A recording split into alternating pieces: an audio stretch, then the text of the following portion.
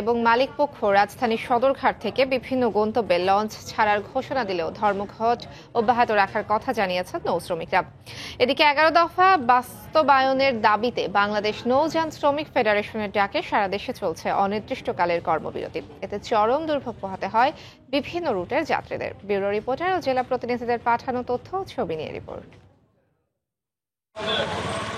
পূর্ব ঘোষিত কর্মবিরতির কারণে সোমবার রাত থেকে বরিশাল নদী বন্দরের অভ্যন্তরীণ ও দূরপাল্লার রুটের কোনো নৌযান ছেড়ে যায়নি। এতে বিপাকে পড়েন যাত্রীরা।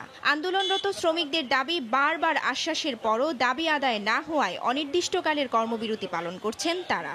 আমি বরিশাল থেকে লক্ষ্মীপুর যাব, তো সকালে আসছি, আইসা তো দেখি যে সকল ধরনের লঞ্চের চলাচল বন্ধ। ওনারা ধর্মঘট ডাকছে।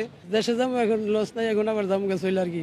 জাহাজে কর্মরত অবস্থায় যদি কোনো শ্রমিক মারা যায়, কোন রকম এখন বহু চেষ্টার পরে ডেড বডিটা কোন রকম বাড়িতে পাঠানো হয়, তারপরে তার যে ক্ষতিপূরণ তার দেওয়ার কোনো বালাই নাই, আমরা আদৌ পাইতেছি না।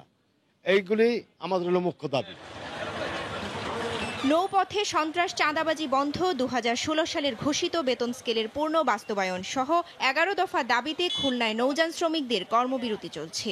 সকাল থেকে বন্ধ রয়েছে পণ্যবাহী সব ধরনের নৌযান চলাচল। খোরাকি ভাতা, যেমন ইন্ডিয়ান ল্যান্ডিং পাস, আমরা ইন্ডিয়া গেলে ওখানে কোনো নিরাপত্তা পাই না। আমরা তো লস পাচ্ছি না, লস শুনতেছি বন্ধ রেখেছে, আমরা এখন খুব সমস্যার ভিতরে রয়েছি।